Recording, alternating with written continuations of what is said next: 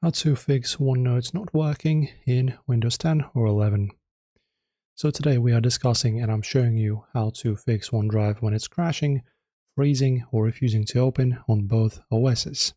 We'll walk through how to safely repair the application files and clear the system cache without losing any of your notes or notebook data.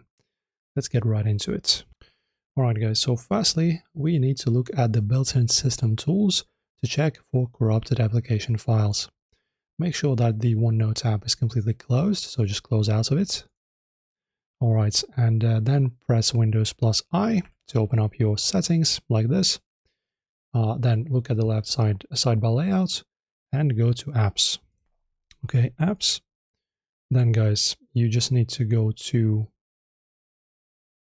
Installed Apps right here. And if you're running Windows 10, this will say Apps and Features instead. Then just scroll down through application list until you locate OneNote, or just search for it, OneNote. There you go, desktop. Then you click on these three dots here and then go to Advanced Options. Okay guys, so on Windows 10, simply left click on OneNote row directly to reveal that link. Then inside the Advanced Options deck, scroll down until you see the Reset section and click Repair button right over here. Click Repair. Windows will scan your app files and fix any core system errors without touching your personal notebooks. Alright guys, and if the repair finishes and OneNote is still freezing or giving you an error code, you just need to flush out the broken application cache. So just stay right inside the same screen, look directly below, and press on Reset, which is this one, button right below it.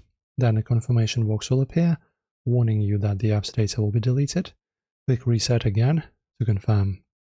Don't worry about losing your work, this process only wipes out temporary system caches and signs you out of your profile. Your real notebook files are safe in the backend or in the cloud of OneDrive. That is it. This is how you fix your OneDrive. Hopefully this was helpful. Enjoy guys.